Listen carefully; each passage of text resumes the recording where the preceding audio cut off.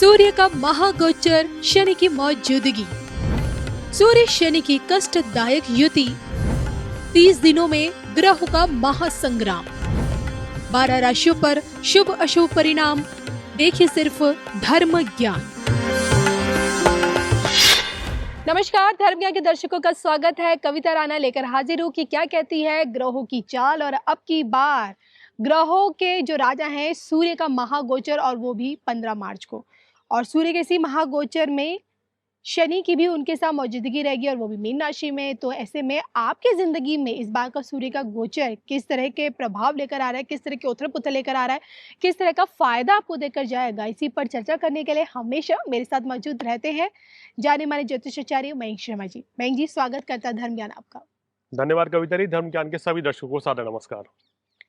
मयंक जी, देखिए प्रत्येक माह सूर्य का गोचर होता है और इस पे हम हर माह इस पे वीडियो बनाते हैं, लेकिन इस बार सूर्य का गोचर खास क्यों है?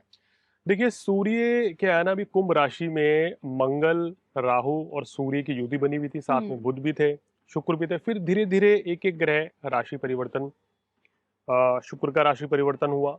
उसके बाद बुध जो है वो आने वाले समय में मार्गी हो जाएंगे कुंभ राशि में ही। तो यहाँ राहु और सूर्य की युति 1 महीने तक थी। अब सूर्य हर माह एक राशि में रहते हैं जी। तो जब जब वो चक्र काटेंगे, जैसे अभी राहु के साथ थे, तो अब वो राहु सूर्य का ग्रहण दोष हटा, तो अब शनि सूर्य की युति हो गई। अब जब ये युति हटेगी तो उसके बाद जब आगे ये इस तरीके से राशि परिवर्तन होगा और सूर्य जब फिर केतु के साथ आएंगे, जो कि लंबा समय है अभी सितंबर के आसपास, उस समय फिर ये ग्रहण की युति बनेगी। तो सूर्य शनि की युति कुछ राशियों को मानसिक तनाव, परेशानी, दिक्कतें दे सकती है। कुछ राशियों को ये लाभ भी देके जा सकती है जी। और सूर्य शनि का एक साथ होना थोड़ी सी परेशानी, चिंता की ओर इशारा करता है। और ऊपर से राहु मंगल की युति रहेगी, तो 2 अशुभ युतियां यहाँ पर अभी भी कंटिन्यू बनी रहेंगी। पहले तो एक ही भाव में थे 3 ग्रह, अब क्या हो गया है कि शनि और सूर्य एक साथ हो गए हैं पिता पुत्र होके, और कहीं ना कहीं राहु और मंगल एक साथ हैं, और शनि अस्त भी चल रहे हैं, आपको पता है। तो जो ग्रहों की स्थिति बनेगी, इस बार सूर्य का गोचर कुछ अलग रिजल्ट देके जाने वाला है, यानी कि कुछ असामान्य परिणाम देखने को मिल सकते हैं सूर्य के इस गोचर में। सूर्य शनि की युति और सूर्य का महागोचर, तो 12 राशि पर इसका क्या परिणाम देखने को मिलेगा? आइए फटाफट से इसी पर चर्चा करते हैं। और सबसे पहले हमेशा की तरह शुरुआत होती है हमारी मेष राशि से। देखिए, मेष राशि वालों के 12वें भाव में चले गए हैं और दोनों ग्रहों की युति के चलते खर्च की अधिकता कुछ ज्यादा रह सकती है। सेहत का ध्यान रखें इस समय आप, संतान की सेहत का भी ध्यान रखें, क्योंकि पंचम भाव के कारक सूर्य है, 12वें भाव में चले गए। शिक्षा परीक्षा में कुछ अवरोध आने के योग बन सकते हैं। हालांकि विदेश यात्रा का योग बन रहा है, या विदेशों से लाभ आपको जरूर हो सकता है। वृषभ के लिए? वृषभ के लिए सौभाग्यशाली योग, जैसे मैंने बोला कि एकादश भाव में जब ग्रहों की युति होती है तो अधिकतर मामले में धन लाभ, मान प्रतिष्ठा, सुख साधन देके जाती है, व्यापार को अच्छा चलाती है। तो ये ग्रह स्थिति आपको अधिकतर मामले में लाभ ही दे रही है। जी संतान की तरफ से भी शुभ समाचार की प्राप्ति जरूर होगी। बिल्कुल। फटाफट से बात करते हैं मिथुन के बारे में भी। मिथुन राशि वालों के लिए सूर्य का गोचर यहाँ बहुत बढ़िया है। सूर्य आपके कार्य व्यवसाय में आपको लाभ देंगे, मान प्रतिष्ठा बढ़ेगी और आपकी ख्याति दूर दूर तक फैलेगी। कार्य व्यवसाय में बहुत अच्छे तरीके से आप काम करेंगे। लेकिन शनि जो यहाँ पर युति के साथ है, शनि क्या करेंगे, बीच बीच में कार्यों में रुकावटें डालेंगे, मगर कार्य सूर्य देव रोकेंगे नहीं, पूरा करके ही रहेंगे। यानी कार्य पूर्ण होंगे मगर अड़चनों के साथ, ये मान लीजिए। क्योंकि युति का फल कविता जी विशेष मिल जाता है। जब कोई अकेला ग्रह बैठा है तो उसके अलग परिणाम होते हैं। अगर वो अशुभ ग्रहों के साथ या शत्रु ग्रह के साथ युति करता है तो परिणामों में कुछ बदलाव भी देखा जाता है। तो यहाँ आपको मेहनत पूरी करनी है, उसका परिणाम आपको निश्चित रूप से मिलेगा।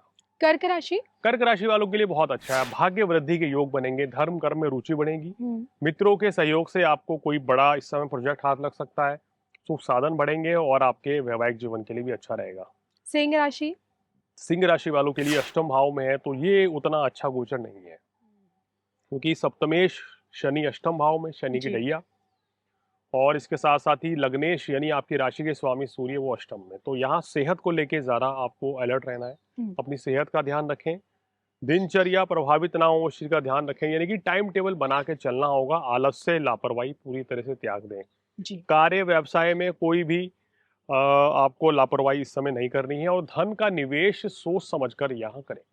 इसी कड़ी में कन्या?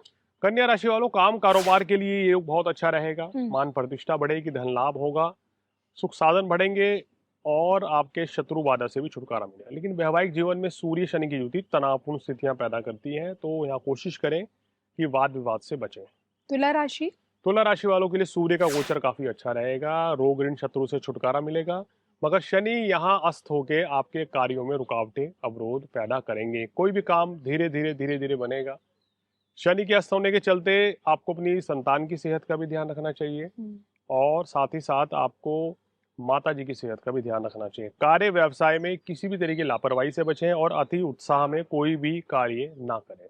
वृश्चिक राशि। वृश्चिक राशि वालों के लिए ये काम कारोबार के लिए दोनों ग्रह काफी अच्छे रहेंगे, लेकिन पेट में तकलीफ होना, पेट में इन्फेक्शन होना, इस ओर की ओर इशारा सूर्य शनि की युति कर रही है। यहाँ संतान के साथ वैचारिक मतभेद हो सकते हैं, तो तालमेल बिठा के चलना होगा। हालांकि बिजनेस हो, नौकरी हो, उसके लिए गोचर काफी अच्छा रहेगा। धनु। धनु राशि वालों, थोड़ा संघर्षपूर्ण समय रहेगा। सूर्य शनि की युति हृदय रोग की ओर इशारा कर रही है, खासकर उन लोगों के लिए जिनको हार्ट, बीपी, कोलेस्ट्रॉल की समस्या है, तो जी। यहाँ सेहत का ध्यान रखना होगा। शत्रु बाधा से यहाँ कुछ छोटी मोटी परेशानी आपको आ सकती है। कार्यस्थल पर आपको कोई भी लापरवाही नहीं करनी है, यानी कि अपना काम पूरी ईमानदारी के साथ समय पे कीजिए, तो आपके लिए बेहतर रहेगा। मकर। मकर राशि वालों, ये गोचर आपके लिए सूर्य का गोचर काफी अच्छा रहेगा। शनि जहाँ अस्त होके कुछ कामों में अवरोध कर रहे हैं, यानी धीरे धीरे सफलता मिलेगी, मगर सूर्य यहाँ बल दे रहे हैं। जी। अब सूर्य यहाँ बली हो जाएंगे तो आपके लिए काफी अच्छा रहेगा। आपके बिजनेस के लिए, नौकरी के लिए अच्छा है। विदेश यात्रा कर सकते हैं, लाभ मिलेगा और आपका भाग्य भी पूरी तरह साथ देगा और अंत में धन लाभ की भी प्राप्ति होगी। कुंभ। कुंभ राशि वालों के लिए उतना बेहतर नहीं कहा जा सकता। दूसरे भाव में, धन भाव में ये युति होने के चलते धन हानि होने की आशंका बनी रह सकती है। बिना सोचे समझे कहीं भी निवेश ना करें, किसी को जी। पैसा उधार ना दें। थोड़ा सा अपनी सेहत का ध्यान रखें, वैचारिक मतभेद से बचें, खासकर जीवन साथी के साथ, भाई बहन के साथ और अपने मित्रों के साथ, और अपने काम में लापरवाही बिल्कुल ना करें। मीन राशि। मीन राशि वालों, आप ही की राशि में शनि, वहीं सूर्य, वहीं शुक्र भी अभी बैठे हैं। हालांकि शुक्र तो आपके 25 तारीख की मध्य रात्रि तक ही है, तो इस ग्रह के चलते मीन राशि वालों के लिए मिले जुले परिणाम है यहाँ। यानी कि आपके सेहत में सुधार होगा, कार्य व्यवसाय में कुछ अड़चने आएंगी, मगर अड़चनों के साथ सूर्यदेव सफलता दिला रहे हैं, मान प्रतिष्ठा को बढ़ा रहे हैं। अगर आप खिलाड़ी हैं, अभिनेता हैं, पुलिस में, एयरफोर्स में हैं, तो ये गोचर आपके लिए बहुत अच्छा रहेगा। अगर आप वकील हैं, सॉफ्टवेयर इंजीनियर हैं, तो भी आपको बड़ी सफलता मिलेगी। लेकिन इस गोचर में आपको अपने गृहस्थ जीवन में, वैवाहिक जीवन में सुख शांति को बनाए रखना होगा। देखो अमित जी, देखिए जैसे कि आप ही बताते हैं कि जो सूर्य है आपकी मान प्रतिष्ठा, आपकी राजनीति, आपकी नौकरी और आपकी शोहरत का सबसे बड़ा कारक माना गया है। और ऐसे समय में जब सूर्य का गोचर और वो भी शनि के साथ युति, तो क्या कुछ सरल उपाय हैं प्रत्येक राशि के लिए? देखिए, इस समय उपाय कुछ डिफरेंट हैं। जैसे जिनको साढ़े डैया है, उनको क्या करना है, जैसे मेष राशि, सिंह राशि, और सिंह राशि के बाद मैं बात कर रहा हूँ कि कन्या को तो कुछ भी नहीं है, लेकिन कन्या को भी उपाय करना है। और इसके साथ साथ धनु राशि और कुंभ और मीन, इन राशियों को सूर्य देव को जल चढ़ाना है, शनि देव की आराधना करनी है। जी। शनि देव को तेल चढ़ाएं, बादाम चढ़ाएं, काले तिल, काले चने जरूर चढ़ाएं और गरीब व्यक्ति की सेवा करें, तो विशेष आपको लाभ मिलेगा। बिल्कुल। तो मयंक जी के साथ हमने ये समझने की कोशिश की कि सूर्य का महागोचर और इसी महागोचर में किस तरह के परिवर्तन आप अपनी जिंदगी में महसूस करेंगे। मुझे मयंक जी को दोनों को अनुमति दीजिए। नमस्कार। नमस्कार।